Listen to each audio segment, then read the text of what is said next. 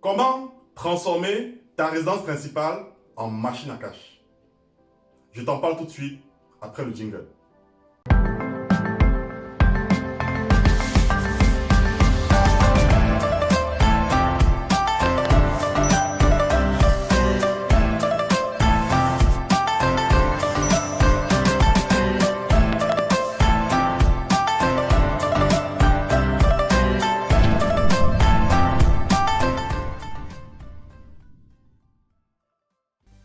Salut à toi, ici Chris du blog Ninja Immo Business.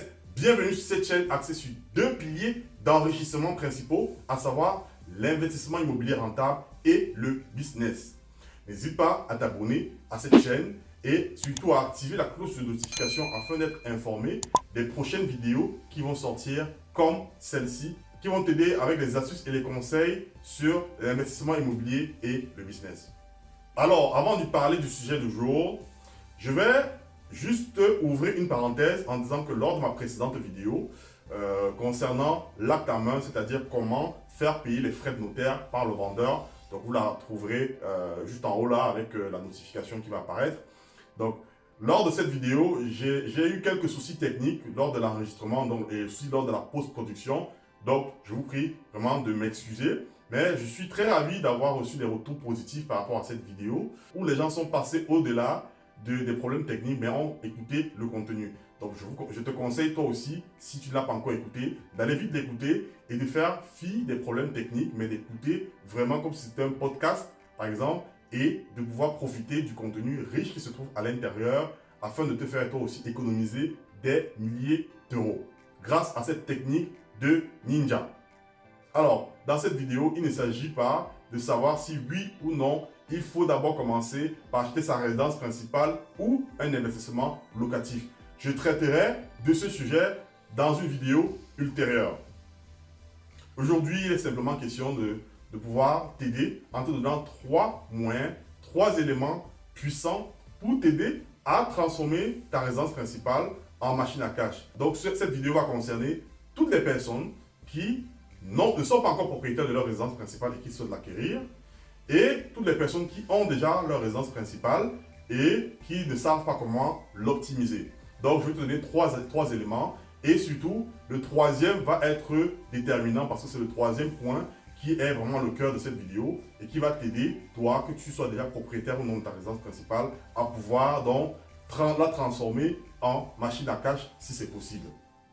Et aussi, tous ces éléments, que ce soit l'acte à main de la vidéo précédente, que ce soit aujourd'hui la résidence principale rentable ou toutes les autres techniques puissantes de Ninja, toutes ces techniques sont recensées dans un recueil de 30 fiches pratiques que j'ai mis en place et qui va t'aider justement, toi, à avoir l'information précise, qui va t'aider à te former afin de pouvoir faire des investissements immobiliers rentables, qui va pouvoir t'aider à avoir des stratégies puissantes d'investissement immobilier et surtout pour t'aider à exploser le cash flow de tes investissements. Donc, tu pourras télécharger un extrait gratuit, c'est-à-dire une seule fiche sur les 30, qui va te donner un aperçu de comment est constituée chaque fiche du recueil. Et alors, si tu veux profiter donc, de toutes les autres techniques, de toutes les autres stratégies puissantes, n'hésite pas à choisir la version complète afin de pouvoir profiter du contenu riche et faire de toi un investisseur ninja avisé. Alors, lorsque j'évoquerai un principe, un thème ou une technique qui figure dans ce recueil, vous entendrez un son ping. Et ce son-là indiquera simplement que, oui, dans le recueil de 30 fiches pratiques, vous allez voir dans le lien en bas de la description, il y a bien aussi cette technique à l'intérieur et vous pourrez avoir tous les détails nécessaires pour vous aider. Donc, comment transformer ta résidence principale en machine à cash? Je vais te donner trois éléments. Et le premier point va concerner typiquement les personnes qui ne sont pas encore propriétaires de leur résidence principale et qui souhaitent l'acquérir. Alors, ce premier point, il s'agit de acheter en dessous du prix du marché. Et oui, bien trop souvent, les personnes achètent leur résidence principale avec l'émotion, le coup de cœur, au-delà de la raison. Ce qui fait que finalement, ils se retrouvent en train d'acheter un bien beaucoup plus cher que le prix du marché, simplement parce qu'il y a de l'émotionnel qui entre en jeu et non la raison. Et derrière, c'est une grosse erreur. Donc, achetez toujours en dessous du prix du marché parce qu'il faut penser à la revente. Et alors, il faut savoir qu'en France, les biens se détiennent en moyenne entre 7 et 8 ans. Alors, ne pense pas que c'est parce que tu fais un prêt sur 25 ans que tu vas détenir forcément ta résidence principale sur 25 ans. D'ici 7, 8 ans, disons 10 ans, tu vas devoir la vendre. Alors, il ne faut pas que tu sois en perte. Il faut qu'en la vendant, tu puisses avoir de la plus-value. Alors, et surtout que la résidence principale en France, pour le moment, ça reste une niche où tu es exonéré de l'impôt sur la plus-value immobilière. Vraiment, pensez au acheter en dessous du prix du mètre carré. Et pour ça, tu as plusieurs stratégies pour t'aider à savoir le prix au mètre carré de ta zone, de l'endroit où tu vas acheter. Tu peux regarder sur Meilleur Agent, par exemple, pour avoir déjà une idée. Tu peux regarder aussi sur le bon coin les prix qui sont pratiqués dans l'ensemble en général, dans la zone, même si ce ne sont pas les prix d'achat. Et puis, il y a d'autres techniques poussées que je présente à tous ceux que j'accompagne, mais toutes les personnes qui suivent mes formations, avec des techniques beaucoup plus poussées pour te présenter les différents achats qui ont été effectués dans ta zone et dans les mêmes superficies que les biens que tu désires, afin d'avoir une vue réelle sur ton marché. Donc, déjà avec meilleur taux et faire une moyenne aussi sur le bon coin avec les prix qui sont affichés par rapport aux biens similaires, tu peux déjà avoir une idée du prix au mètre carré dans ta zone et derrière, ça va t'aider, toi, à pouvoir savoir si tu achètes, oui ou non, au bon prix. Et surtout, pense aussi aux travaux. Si jamais il y a des travaux dans la résidence principale que tu as acheté, pense à intégrer les travaux dans ton prix, dans le coût global, pour savoir si au final, tu restes toujours en dessous du prix du marché ou loin au-dessus du prix du marché. Parce que si avec les travaux, les frais de notaire et tout le reste, tu es hors du prix du marché, demain, tu ne pourras forcément pas faire une plus-value et tu te retrouveras en train de perdre de l'argent. Et ce n'est pas le but. Donc, premier point, je rappelle, pense à acheter en dessous du prix du marché. Alors, si tu es déjà propriétaire de ta résidence principale, ce point ne te concerne pas. Tu l'as déjà acheté et je pense que toi, ce qui t'intéressera, ce sera le point numéro 3 qu'on verra après. Alors, le point numéro 2, qui est fortement lié au point numéro 1, c'est-à-dire achète ta résidence principale comme un investissement. Alors, qu'est-ce que ça veut dire? Ça revient un peu au premier point, mais ça va un peu plus loin. C'est-à-dire, achète ta résidence principale aujourd'hui en te disant, ok, demain, si je veux la louer, comme on a dit, tu restes propriétaire, tu peux rester propriétaire en moyenne entre 7 et 8 ans. Et tu te dis, ben, d'ici 7-8 ans, si je veux mettre mon bien en location, comment est-ce que ce sera rentable? Ça, c'est la question que tu dois toujours te poser lorsque tu achètes ta résidence principale. Si demain, je mets mon bien en location, est-ce qu'il sera rentable? Tu dois te poser aussi la question, quelles sont les stratégies d'optimisation que je peux mettre en place dans cette maison ou dans cet appartement afin qu'il soit rentable? Tu peux penser par exemple à la division. Donc, est-ce que la résidence principale que tu vas acheter peut, si elle a une division, peut permettre une division afin de pouvoir l'optimiser, afin que si par exemple c'est une maison, que demain, lorsque tu veux mettre en location, tu puisses transformer cette maison en immeuble de rapport. Dans l'appartement que tu achètes aujourd'hui, est-ce que tu peux aussi le diviser et le transformer en plusieurs appartements et faire par exemple de la location courte durée à l'intérieur?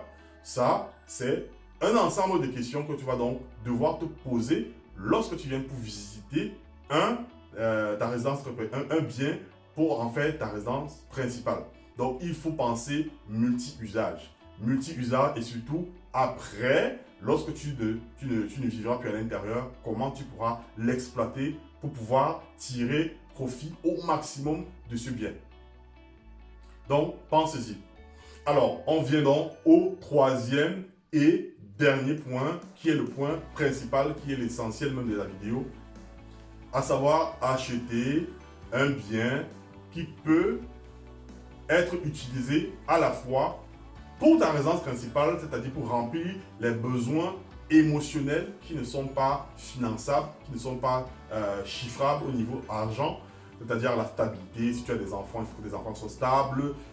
Pour toi-même, le fait de savoir que tu vas plus déménager, le fait de t'intégrer dans un quartier, tout ça, c'est un ensemble d'éléments qui n'est pas facturable, mais qui contribue à la stabilité de l'homme.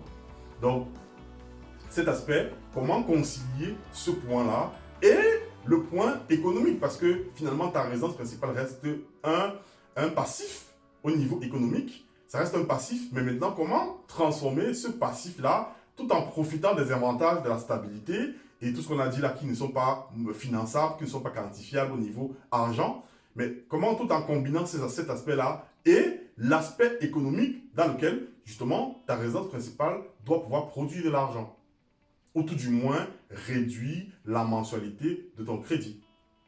C'est ce qu'on va voir. Donc, tu dois donc pouvoir trouver des biens qui peuvent permettre une exploitation multi-usage. Ce n'est pas l'équivalent du deuxième point, mais celui-ci, je vais te prendre plusieurs exemples pour que tu puisses comprendre. Alors, par exemple, si tu achètes une maison, tu dois regarder par exemple une maison avec jardin, avec un grand jardin, tellement un grand jardin dans la mesure où tu peux te dire, ok, dans ce jardin, cette partie du jardin, je peux, soit construire une autre maison et la mettre en location, ça c'est déjà un très très bon point, soit diviser et vendre le terrain d'à côté pour pouvoir justement soit revenir à générer énormément de cash pour pouvoir soit rembourser une partie anticipée ou bien partir sur de nouveaux projets. Ou tu peux te dire finalement, est-ce que je prends une maison dans laquelle il y a, enfin dans ce jardin-là, je peux mettre des maisons ossature bois. Il est possible aujourd'hui d'avoir des appartements ossature bois. Il y a des sociétés spécialisées dans ce sens-là. Pour 20 000, 30 000 euros, tu te retrouves avec dans ton jardin une maison ossature bois que tu peux louer à un étudiant, que tu peux louer en location courte durée pour finalement t'aider dans ton remboursement de ton crédit ou même rembourser la totalité de ton crédit au point de te générer du cash flow. Tu peux par exemple aussi regarder si c'est une maison, des maisons avec grenier aménageable. Donc tu achètes en dessous du prix du marché et tu vois le potentiel en te disant ok, ce grenier, cet espace en haut, grenier aménageable, tu l'aménages en un studio ou en un appartement séparé que tu peux donc aussi mettre en location qui va justement venir payer une bonne partie de ton crédit ou bien même payer la totalité au point de te générer, comme je disais tout à l'heure, du gros cash. Tu peux aussi, si jamais tu achètes ta résidence principale, c'est un appartement, regarder des appartements avec plusieurs chambres. Tu peux être seul, il ne te dit pas forcément que quand je suis seul, je vais acheter un studio ou un T2, pense loin, pense plus loin. Dis-toi que je suis seul, mais je peux acheter un appartement avec 3 chambres, avec 2 chambres, avec 2-3 chambres. En te disant que finalement, tu habites dans une chambre et tu mets les autres chambres en location. Finalement, la location des 2 autres chambres va venir non seulement payer ton crédit, la totalité de ton crédit et te générer du cash. Au final, tu seras hébergé en fait à titre gratuit dans ta résidence principale et ce sera le jackpot parce que s'il fallait que tu loues exactement cette même surface sur le marché de la location, tu allais sortir énormément d'argent. Alors, en ce cas, finalement, c'est super intéressant l'affaire que tu es en train de faire. Tu allies à la fois la stabilité et tous les aspects qu'on a vus qui ne sont pas financiers dans la résidence principale et cet aspect financier et finalement, ta résidence principale devient un actif. Tu peux aussi voir une maison, c'est une maison, un bien avec garage. Et tu peux donc transformer ce garage-là en habitation. Forcément, ça nécessite des demandes en mairie selon la superficie de ton garage. Si c'est en dessous de 40 mètres carrés, tu fais simplement une demande. Mais si c'est au-delà de 40 mètres carrés, ça fait donc un permis de construire que tu dois avoir. Donc, tu peux regarder aussi des maisons, bien des biens avec des dépendances. Des dépendances que tu transformeras finalement en appartement que tu pourras donc mettre en location. Et tu peux mettre en location courte durée. Par exemple, il faut calculer. Tu te dis, si je mets en location courte durée, ça peut te payer tout le crédit de ta résidence principale et te générer du cash. Tu te dis, si je mets en location meublée à l'année, ça peut te payer, ça peut te rembourser plus de la moitié ou une bonne partie de ton crédit immobilier. Alors aujourd'hui, si tu regardes, je n'ai plus forcément toute la décoration derrière. C'est parce que je suis en train de déménager pour m'installer dans ma résidence principale. C'est justement pour ça que j'ai aussi pensé à te faire une vidéo sur ce sujet. Et c'est une résidence principale, ce que j'appelle résidence principale rentable. C'est tout ce que je suis en train de te dire là, qui justement en location meublée à l'année va permettre de rembourser plus de la moitié du crédit. Et en location courte durée, va rembourser tout le crédit au point de générer 300 € de cash flow. Voilà ce que j'appelle comment transformer sa résidence principale en machine à cash. Voilà ce que j'appelle une résidence principale rentable. Donc, pense-y, dis-toi comment est-ce que je vais pouvoir allier tous ces points-là et tout en restant intéressant, tout en évitant de diminuer énormément ta capacité d'emprunt pour pouvoir demain, si tu le veux, enchaîner sur des investissements immobiliers. Alors, j'espère que cette vidéo t'a plu. Si tu veux aller plus loin, si tu veux savoir un peu comment ça se passe au niveau de la fiscalité, comment ça se passe la gestion, tous ces points-là, comment se passe l'assurance d'un bien qu'on loue, d'un espace qu'on loue dans sa résidence principale, alors n'hésite pas à me contacter et je serai heureux de pouvoir t'accompagner sur ce point-là pour aller beaucoup plus loin et surtout si tu veux rejoindre l'Académie Ninja, ce sera avec plaisir. J'espère que cette vidéo t'a plu. N'hésite pas à t'abonner à cette chaîne et surtout à cliquer la cloche de notification pour être informé de prochaines vidéos qui vont sortir. Et voilà, si tu as vraiment bien aimé, mets un like et partage la vidéo à tout le monde. Alors, tu es sur la bonne voie ninja et à la prochaine.